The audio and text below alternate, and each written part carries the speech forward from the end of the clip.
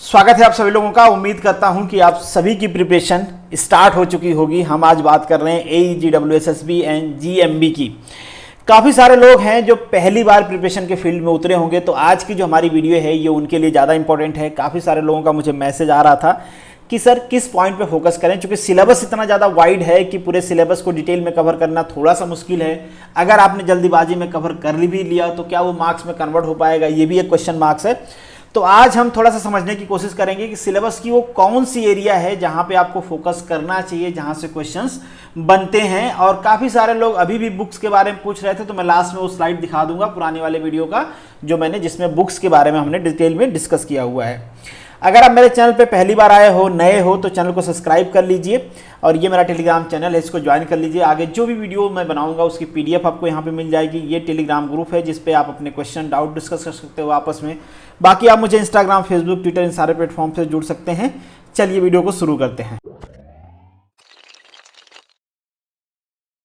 तो बाकी ये नजर आ रहा है आपको आपके 200 मार्क्स का सिलेबस काफ़ी डिटेल में दिया गया है। सिलेबस बहुत ज़्यादा है। अगर आप नए हो तो आपको पूरा सिलेबस कवर करना, और भी इस लेवल के कवर करना कि आपके एग्जाम में जो क्वेश्चन आए उनको आप डील कर पाओ। थोड़ा सा मुश्किल होगा, तो यहाँ पे मैं बताता हूँ वो सारे पॉइंट्स जो आपको उस पर्टिकुलर सिलेबस से करना ही करना है। इसका मतलब ये बिल्कुल भी नहीं होता है कि बाकी का सिलेबस छोड़ देना है।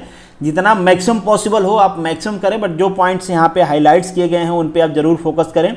तो thermodynamic, property, process and states ये आपको करने हैं। जीरोथ लॉ करने हैं।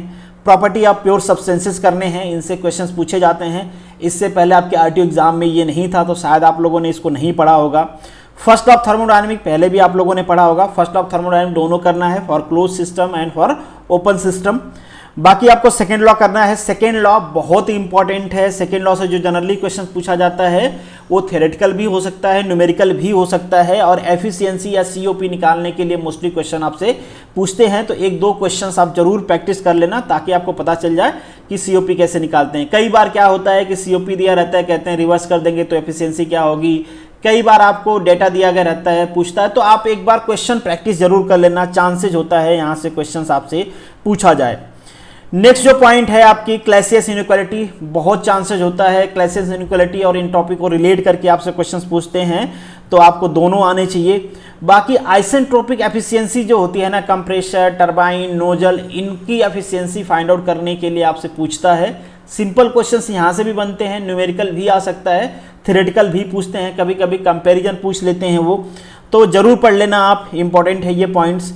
अब अगर हम थर्मोडायनेमिक साइकिल की बात करें तो सारी साइकिल्स आपको पढ़ लेने हैं। कुछ ही साइकिल यहाँ पे मेंशन है, बहुत ज़्यादा टाइम आपको लगेगा नहीं। अगर इनमें से भी जहाँ से क्वेश्चन पूछे जाने की ज़्यादा प्रोबेबिलिटी होती है वो है Brayton cycle and Carnot cycle. तो ये दोनों तो आप करके ही जाना, वैसे बहुत ज़्यादा है नहीं, तो होप्स हो कि आप पूरा कर लोगे।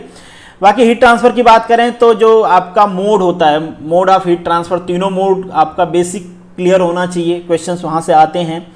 फिर जो इंसुलेशन वाला पोर्शन है वो आपके पास होना चाहिए, लम्प सिस्टम का होना चाहिए, Biot number, heat transfer through फ्रीन।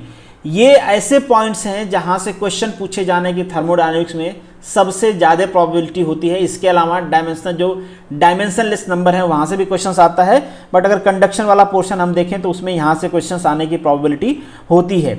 अब अगर कन्वेक्शन की बात करें तो कन्वेक्शन में बाउंड्री लेयर से भी समटाइम क्वेश्चंस आते हैं, तो आप एक बार जरूर पढ़ लेना।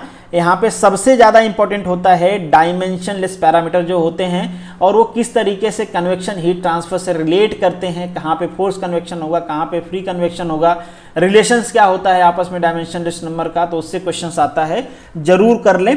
MCQ भी प्रैक्टिस कर लें और एक बार इसकी थियरी भी देख लें, दोनों देख लें, ताकि क्वेश्चंस में अगर कोई चेंजेस रहता है तो आप उसको कर पाओ।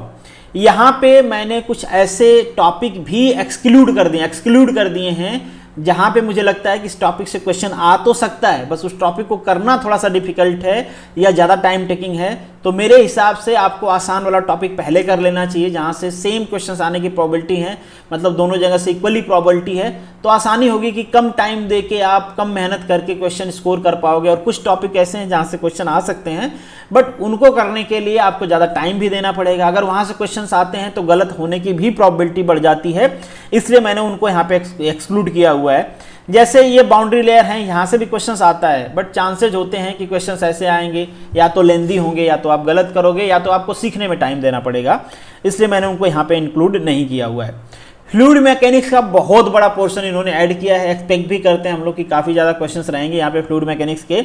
तो फ्लूइड मैकेनिक्स की जो बेसिक है प्रॉपर्टीज़ हैं जो फ्लूइड की, surface tension, boundary, buoyancy, viscosity, compressibility, ये सारी चीज़ें तो आपको आनी चाहिए, पहले से भी आती होंगी, बट एक बार इनको रिवाइज ज़रूर कर लेना। बर्नौली क्वेश्चंस आपको कर लेने हैं, कंटिन्यूटी क्वेश्चन आपको कर लेने हैं, क्वेश्चन पूछे जाते हैं वहाँ से। बाकी जो ये डार्सी-वेइसबach इक्वेशन है ये भी आपको कर लेने हैं, क्योंकि इससे पहले सिलेबस में था नहीं आपके, अभी सिलेबस में आया है, तो क्वेश्चंस भी चांसेज होते हैं कि आपसे पूछा जाए। बाकी फ्लो थ्रू पाइप और हेड लॉस आप जरूर कर लेना। हेड लॉस से क्वेश्चंस आता है, सिंपल फार्मूला बेस्ड न्यूमेरिकल भी रहता है, तो फार्मूला बेस्ड ही रहता है, सिंपल फार्मूले हैं उनमें आप पुट करके फाइंड आउट कर पाओगे, या तो न्यूमेरिकल रहेगा या तो थ्योरेटिकल रहेगा, दोनों में से किसी भी टाइप के क्वेश्चंस आ सकते हैं। बाकी अगर हम बात करें डायमेंशनलेस एनालिसिस के, जो डायमेंशनलेस पैरामीटर हैं फ्लूइड मैकेनिक्स के टर्म में, तो वो भी इंपॉर्टेंट है, आप पढ़ लेना। सिमिलरिटी भी पढ़ लेना, क्योंकि सिमिलरिटी से भी क्वेश्चंस आते हैं, तो ये चीजें आपको कर लेनी है। बाकी इस पूरे पॉइंट में आपको पंप करके जाना है, पंप के अलावा जो भी कैविटेशन, प्राइमिंग, पंप से रिलेटेड, इंपेलर से रिलेटेड जो भी डाटा होता है, एफिशिएंसी उनका, उनके प्रोसेस, ये सारी चीज़ें आपको करके जाना है। पंप से क्वेश्चंस रहते हैं तो इंपॉर्टेंट है, आप कर लेना डिटेल में इसको। क्लासिफिकेशन ऑफ टरबाइन से चांसेज होते हैं 1 से 2 क्वेश्चंस आपसे पूछ लेते हैं, सिंपल क्लासिफिकेशन आपको करके जाना है टरबाइन का। फिर ड्राफ्ट ट्यूब आपको कर लेना है। ड्राफ्ट ट्यूब के बाद इसमें आप टाइप्स जरूर कर लेना, पंप के टाइप्स क्या होते हैं, बेसिक क्वेश्चंस पूछ सकते हैं वहाँ पे। और वो जो आप कॉम्बिनेशन पढ़ते हो पंप्स के ना, पैरेलल, सीरीज, वो भी कर लेना, चांसेज होता है कि वहाँ से भी क्वेश्चंस आपसे पूछ लेता है। बाकी फ्लड मैनेजमेंट वाला जो टॉपिक है ना, ये है आपका सिविल वाले पढ़ते हैं, बट आपके सिलेबस में ऐड किया है, तो चांसेज हैं कि यहाँ से क्वेश्चंस आए, तो एक बार आप इसको भी पढ़ लेना, ठीक है। थ्योरेटिकल है तो आप एक बार रीड कर लोगे, समझ में आ जाएगा सारी चीज़ें। अब बात करते हैं हम पावर इंजीनियरिंग और पावर प्लांट से। तो यहाँ पे 2 ही साइकिल मेंशन है, जो इससे पहले थर्मोडायनामिक साइकिल आपने देखा था, एक रैंकिन है, एक गैस पावर साइकिल है। यहाँ पे 2 चीज़ें आपको ऐड कर लेने हैं, रीजनरेशन, रीहीटिंग। मतलब इन शॉर्ट आपको ये पढ़ लेना है कि इन दोनों साइकिल में एफिशिएंसी बढ़ाने के लिए हम कौन कौन से प्रोसेस का यूज़ करते हैं। थियरी क्वेश्चंस आपसे पूछा जाता है तो आप उसको कर लेना। बाकी यहाँ पे कुछ बॉयलर मेंशन किए गए हैं, आप लेट से कर पाते हो तो वेल एंड गुड, अगर आप छोड़ना चाहते हो छोड़ सकते हो। एक आध क्वेश्चंस वहाँ पे रहेंगे, अगर आपने पहले से किया हुआ है तो करना, अदरवाइज इसको आप छोड़ सकते हो। बाइनरी एंड को जनरेशन आप जरूर कर लेना, चांसेज होता है क्वेश्चन पूछे जाने का। बाकी ब्रेटन के बारे में हमने जितना डिस्कस किया, ब्रेटन, उसकी एफिशिएंसी, कौन कौन से प्रोसेस होते हैं एफिशिएंसी को बढ़ाने के लिए, दैट्स इट, इससे ज़्यादा करने की जरूरत नहीं है ब्रेटन और रैंकिन दोनों में। बाकी यहाँ पे कुछ न्यूक्लियर से रिलेटेड चीज़ दी गए हैं, तो न्यूक्लियर के ये जितने भी टाइप्स के रिएक्टर्स हैं ना, ये आपको जरूर एक बार बेसिक पढ़ लेना है। चांसेज है यहाँ से क्वेश्चंस आएंगे, और बेसिक क्वेश्चंस ये आते हैं, इजी होगा, एक बार आप कर लोगे तो आप इजीली आंसर कर पाओगे। और इनके कूलेंट से रिलेटेड भी चीज़ें आप पढ़ लेना, कूलेंट से रिलेटेड भी क्वेश्चन आपसे पूछे जाते हैं। कूलेंट मॉडरेटर, ये सारी चीज़ें आप लोगों ने किए होंगे, पावर प्लांट का भी पढ़े होंगे तो। और बाकी ये जो पोर्शन है ना, ये पूरा पोर्शन रिन्यूएबल का है, इसको ऑलरेडी मैंने ऐड किया हुआ है, पूरी आपको प्लेलिस्ट मिल जाएगी। यहाँ पे भी मैं बता देता हूँ आपको, hydro electric, wind, bio and solar, ये 4 टॉपिक आपको पढ़ना है, जिसमें सोलर पे सबसे ज़्यादा फोकस करना है। वहाँ से question solar, wind and bio, यहाँ ये 3 टॉपिक ज़्यादा फोकस में रखिएगा, क्योंकि यहाँ से क्वेश्चन आपसे पूछा जाता है।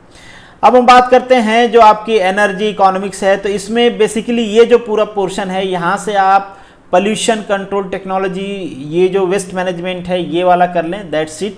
एक आध क्वेश्चन यहाँ से आएगा इस पूरे टॉपिक से, तो यहीं से आएगा। और बाकी आईसी इंजन की बात करें तो आईसी इंजन में एबनॉर्मल से रिलेटेड, मतलब नॉकिंग टेंडेंसी जो है, डेटोनेशन टेंडेंसी, वो दोनों पढ़ लेना आप। फिर लुब्रिकेशन सिस्टम इनका, कूलिंग सिस्टम और इंजन एमिशन सिस्टम, ये तीनों यहाँ पे इंपॉर्टेंट हैं। जैसे कि मैंने पहले भी कहा, बाकी भी इंपॉर्टेंट हैं, बट अगर आप कुछ टॉपिक ध्यान देके करना चाहते हो, या आपके पास कम टाइम है, सेलेक्टिव टॉपिक करना चाहते हो, तो इन टॉपिक पे आप जरूर कंसीडर करना, इन टॉपिक को आप जरूर फोकस करना। अब हम बात करते हैं engine management and engine system. यहाँ से मुझे नहीं लगता है कि बहुत ज़्यादा क्वेश्चन, ये काफ़ी सारे टॉपिक्स हैं। देखो, ये मैं इसलिए यहाँ पे एक्सक्लूड किया हुआ हूँ कि सिलेबस में तो इन्होंने मेंशन कर दिया है, बट यहाँ से जो एमसीक्यू होगा ना, वो जनरली कम मिलेंगे उनको। और जो पेपर बनाने वाला होता है वो भी क्या करता है, एमसीक्यू या तो नेट से डालेगा या तो बुक से डालेगा। बुक क्या है, ट्रेडिशनल है, पुरानी है, तो वहाँ पे इन टॉपिक पे एमसीक्यू मिलेगा भी नहीं, मिलेगा तो टॉपिक मिलेंगे तो एमसीक्यू उनको फ्रेम करना पड़ेगा, तो इतना जहमत कोई उठाता नहीं है। फिर वो क्या करेंगे, गूगल करेंगे, गूगल में जो एमसीक्यू आएगा वो यहाँ से नहीं आएंगे, जो ट्रेडिशनल टॉपिक्स होते हैं वहीं से ज़्यादा एमसीक्यू रहते हैं, इसलिए मैंने जो ट्रेडिशनल टॉपिक हैं उनको हाईलाइट किया है, तो ये आप कर लेना। करना चाहते तो बाकी ये artificial intelligence and engineering management, maintenance, diagnosis, ये ऑलरेडी मेंटेनेंस एंड डायग्नोसिस मैंने कराया हुआ है। बाकी ये सारे टॉपिक्स आप करना चाहते हो तो कर सकते हो, बट जो ट्रेडिशनल टॉपिक्स हैं उनमें आप पहले फोकस करना, क्योंकि भले आपके सिलेबस में सारे हैं बट ट्रेडिशनल से क्वेश्चन आने के चांसेस ज़्यादा रहते हैं। ये टॉपिक्स हैं, ये नए ऐड किए हुए हैं, देख लो, अगर आप कर पाते हो तो वेल एंड गुड, नहीं कर पाते तो इसको आप छोड़ सकते हैं। रेफ्रिजरेशन में कोई पॉइंट नहीं छोड़ना है, आपको पूरा कर लेना है, छोटा सा टॉपिक ही दिया गया है तो आपको कंप्लीट ही कर लेना है।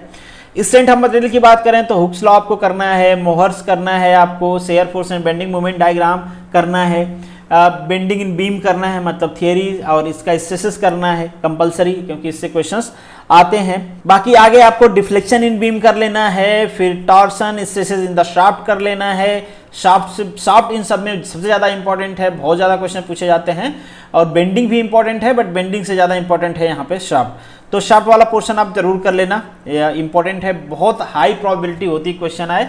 स्प्रिंग वाला पोर्शन भी कर लेना है, यहाँ से भी बहुत ज़्यादा प्रोबेबिलिटी होती है कि क्वेश्चन आपसे पूछा जाए। बाकी यहाँ पे स्ट्रेसेस की बात करें तो दो ही स्ट्रेसेस हैं, जनरली पूछ लेता है कि कौन से किसके कितने टाइम है, तो आप दोनों का फॉर्मूला बस देख लेना, क्वेश्चन फॉर्मूला बेस्ड रहेगा, इससे ज़्यादा कुछ पूछता नहीं है इसमें। एलर्स थियरी कर लेना आप, इंपॉर्टेंट है आपके लिए। थर्मल स्ट्रेसेस इंपॉर्टेंट हैं, बाकी कभी कभी इन सब टॉपिक भी पूछते हैं वो, तो अगर आप कर पाओ तो वेल एंड गुड। बाकी जो हाईलाइट वाले हैं वो आप करें तो ज़्यादा अच्छा रहेगा, हाईलाइट के बाद बाकी के टॉपिक भी तो आपको करने हैं, बट इनको थोड़ा सा कॉन्सेंट्रेशन के साथ करना है। अब आपका है इंजीनियरिंग मैकेनिक्स वाला पोर्शन, इसके जितने भी टॉपिक मैंने हाईलाइट किए, वैसे तो ये पूरा जो है पोर्शन ही इंपॉर्टेंट है, 100% क्वेश्चन आएंगे, 3 से 4 क्वेश्चन आएंगे आपको, छोटे टॉपिक हैं और क्वेश्चन ऐसे भी नहीं रहते कि आप नहीं कर पाओ, तो ये पूरा टॉपिक आप मैकेनिक्स वाला कर लेना।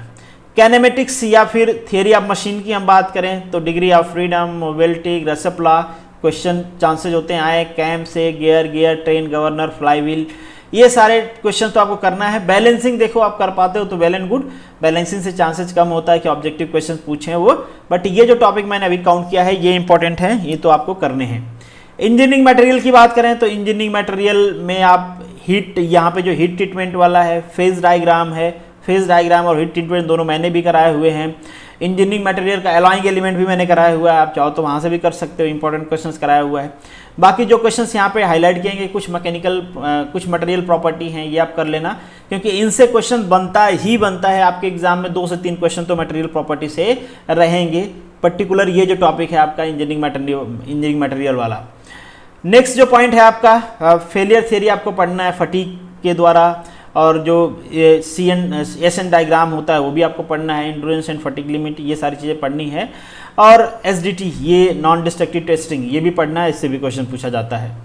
मैन्युफैक्चरिंग प्रोसेस की बात करें तो कास्टिंग तो आपको पढ़ना ही पढ़ना है, कास्टिंग में कास्टिंग पढ़ना है आपको, cooling time, riser, casting defect, 3-4 topic से क्वेश्चन पूछे जाते हैं, आपको पढ़ने हैं। और जो आपका मेटल फॉर्मिंग वाला पोर्शन है, यहाँ पे आप देख लो, रोलिंग, फॉर्जिंग, ड्राइंग, ये 3-4 ट्रेडिशनल टॉपिक्स हैं जिससे क्वेश्चंस बनता है, तो वो आप कर लेना। बाकी जो वेल्डिंग, ब्राजिंग, सोल्डरिंग है ये कर लेना आप। वेल्डिंग में आप देख लेना, कुछ welding, gas welding, arc welding कुछ करना है आपको, और उसमें भी कुछ लिमिटेड क्वेश्चंस होते हैं, तो मैं नहीं आपको रिकमेंड करूंगा कि डिटेल में इनको आप बुक से पढ़ें, आप बस एमसीक्यू प्रैक्टिस कर लें, क्योंकि बुक आपने कभी न कभी तो पढ़ा होगा, और इतना डिटेल में आपको वेल्डिंग, कास्टिंग के लिए पढ़ने की जरूरत नहीं है, वहाँ से आप बुक से पढ़ लें, जो एमसीक्यू होते हैं डायरेक्टली पूछे जाने के चांसेज होते हैं। तो यहाँ पे तो आप जितना हो सके ना एमसीक्यू प्रैक्टिस करें, बहुत ज़्यादा थियरी के डिटेल में जाने की कोशिश आप ना करें। हीट ट्रीटमेंट को यहाँ पे अगेन एनिलिन टेम्परिंग, ये सारे आपको करने हैं, सारे के सारे इंपॉर्टेंट है ये। एलाइंग एलिमेंट और प्रॉपर्टी मैंने भी कहा, पहले भी कराया हुआ है मैंने, यहाँ पे भी इंपॉर्टेंट है, 1-2 क्वेश्चंस रहेंगे एलाइंग एलिमेंट से, तो आपको कर लेना है। बाकी यहाँ पे कुछ एलिमेंट्स मेंशन किए गए हैं, तो ये आपको कर लेना। समटाइम पूछते हैं ना कि ये एलिमेंट में पर्टिकुलर ये एलिमेंट कितना है, ये कौन सा श्रेणी का है, क्या है, तो वो सब आपको कर लेना है। अगेन इस पे भी आप क्या करो, एमसीक्यू प्रैक्टिस कर लो, दैट्स इट। अब अनकन्वेंशनल मशीनिंग प्रोसेस की बात करें तो abrasive jet machining, ultrasonic, EDM, ECM, इन्हीं सबसे क्वेश्चन पूछा जाता है, तो यही सब करें, बाकी सब छोड़ दें। और इनमें भी मेटल रिमूवल रेट आप देख लें, और किस मेथड से मटेरियल इरोड होता है वो आप देख लें, मतलब मटेरियल का जो रिमूवल होता है वो किस प्रोसेस से होता है। यही 2-3 टाइप के क्वेश्चंस आपसे पूछे जाते हैं। नेक्स्ट जो आपका पॉइंट है, इसमें लिमिट और फिट आपको कर लेना है और टॉलरेंस एनालिसिस कर लेना है। दो ही टॉपिक मैं रिकमेंड करूंगा, बाकी को आप छोड़ सकते हो अगर आपके पास टाइम नहीं है तो। अगेन मैं यही रिपीट कर रहा हूँ, टाइम नहीं है तो टाइम है तो आपको पूरा करना है। और ये पूरा टॉपिक मैंने कराया हुआ है, आप चाहो तो वहाँ भी फॉलो कर सकते हो खुद से भी। कैड कैम का बहुत बड़ा टॉपिक है नहीं, तो आपको कोई भी छोड़ना नहीं है, सारा कर लेना है। नेक्स्ट आपका डिजाइन इन मशीन में शाफ्ट तो आपको करना ही करना है, रोलिंग कॉन्टैक्ट बियरिंग ये करना है, स्प्रिंग की डिजाइन आपको करना है, लीफ की डिजाइन आपको करना है, यहाँ से क्वेश्चन आता है, पावर स्क्रू आपको करना है। बाकी जो टॉपिक है इनको आप छोड़ सकते हैं, इन टॉपिक से क्वेश्चंस आपके एग्जाम में पूछे जाते हैं, इसलिए प्रोबेबिलिटी है कि पूछे जाएं। बेसिक इलेक्ट्रॉनिक्स आपके लिए नया टॉपिक है, तो मैं तो यही रिकमेंड करूंगा कि आप इसको पूरा कर लेना, और मैं भी इसको पूरा करा दूंगा, so don't worry about that. इसमें का कोई टॉपिक हम मिस नहीं करेंगे, पूरा कर लेंगे और कोशिश करेंगे कि एक भी क्वेश्चन यहाँ से आपसे मिस ना हो। जितने भी क्वेश्चन बेसिक इलेक्ट्रॉनिक्स से पूछे जाएं वो सारा आप कर पाओ। कई सारे लोग ऑपरेशन रिसर्च भी स्टार्ट करने के लिए बोल रहे थे, तो ऑपरेशन रिसर्च में आपको 3 टॉपिक्स ही करने हैं। एक क्यू मॉडल आप कर लें और पर्ट और सीपीएम कर लें, दैट्स इट। यहीं से क्वेश्चन पूछा जाता है। बाकी ये वाला जो टॉपिक है, काफ़ी सारे लोगों ने कहा कि ये वाला टॉपिक हमें स्टार्ट करना चाहिए, बट ये वाला टॉपिक बहुत ही रैंडम इन नेचर है। जरूरी नहीं कि जो चीज़ें हम करें वहीं से क्वेश्चंस आए। कितने क्वेश्चंस आएंगे ये भी जरूरी नहीं है, क्वेश्चन 2 to 3 भी हो सकते हैं, 5 to 7 भी हो सकते हैं। ये बेसिकली टॉपिक इसलिए ऐड किया जा रहा है, नया ट्रेंड चला हुआ है, हर जगह के सिलेबस में ऐड कर दे रहे हैं। ये मैंने यहाँ का सिलेबस देखा, मैंने महाराष्ट्र का देखा, वहाँ पे भी ऐड किया हुआ है। एक दो जगह साउथ का सिलेबस मैंने देखा, वहाँ पे भी ये टॉपिक ऐड किया हुआ है। मतलब वो ये चाहते हैं कि जो नए टेक्नोलॉजिकल डेवलपमेंट हो रहा है उस टाइप पेपर को डाइवर्ट किया जाए। क्वेश्चन बनाना भी आसान है, नई नई कोई टेक्नोलॉजी आई है आपसे कोरिलेट करती है, क्वेश्चन डाल दो, क्या फ़र्क पड़ता है। तो इसका जो आप कह सकते हो सिलेबस है ना, बहुत अनसर्टेन है, और क्वेश्चन का जो नेचर होगा वो भी बहुत अनसर्टेन होगा। तो इसीलिए हम यहाँ पे कुछ इंपॉर्टेंट करेंगे, अगर वहाँ पे फॉर्चुनेटली क्वेश्चन आ जाते हैं तो वेल एंड गुड। बाकी जो स्टैटिक्स है वो तो आपको करना ही चाहिए। तो हम लोग स्टार्ट करने वाले हैं बेसिक इलेक्ट्रॉनिक्स। बेसिक इलेक्ट्रॉनिक्स का एक एक पॉइंट का जो सिलेबस है डिटेल में हम करने वाले हैं, ताकि एग्जाम में कैसा भी क्वेश्चन आए आपसे मिस ना हो। तो ये है आपका पूरा सिलेबस, मैंने बता दिया। जो लोग नए हैं, प्रिपरेशन स्टार्ट करना चाहते हैं, उनको कौन कौन से सिलेबस पॉइंट पे फोकस करना चाहिए, ताकि वो अपना जो मार्क्स है उसको ऑप्टिमाइज कर पाएं। तो वो सारी चीज़ें तो आपको करनी है। बाकी कुछ लोग मुझसे ये पूछ रहे थे कि बुक्स कौन सी फॉलो करें, तो आपको एक ऑब्जेक्टिव बुक फॉलो करनी है, कोई सी आप इनमें से ले लो, प्रीफर्ड रहेगी खुरमी लो आप तो। फिर जीबीएससी के प्रीवियस ईयर के पेपर आपको करने हैं। यूथ पब्लिकेशंस की बुक आप कर लो, यहाँ पे आपको वेराइटीज ऑफ क्वेश्चंस मिल जाएंगे कि पर्टिकुलर टॉपिक पे कितने टाइप के कितने स्टेट्स में क्वेश्चन पूछे गए हैं, उन सबका सोल्यूशन है यहाँ पे। बाकी आपको ग्रेड के जो 1 लाइनर क्वेश्चंस हैं वो करने हैं। अगर आपको लगता है टाइम है, पहले से आप प्रिपरेशन कर रहे हो, तो आप जो न्यूमेरिकल क्वेश्चंस हैं वो भी कर सकते हैं। कुछ क्वेश्चन जैसे कि मैंने पहले वाली वीडियो में बनाया था कि कुछ क्वेश्चंस ऐसे होंगे जो टफ लेवल के होंगे या फिर मॉडरेट लेवल के होंगे, जो कि प्रीवियस ईयर के क्वेश्चंस हो सकते हैं, ईएससी क्या उस पे बेस्ड क्वेश्चंस हो सकते हैं। तो उसके लिए आपको ईएससी की बुक करनी होगी। डिटेल में हमने इससे पहले वाले वीडियो में डिस्कस किया हुआ है, लास्ट में वीडियो आपको मिल भी जाएगी, तो आप देख लेना अगर नहीं देखा है तो। बाकी this is the end of this video. Thank you so much for watching this. चलिए मिलेंगे नेक्स्ट वीडियो में, तब तक के लिए all the best, good luck.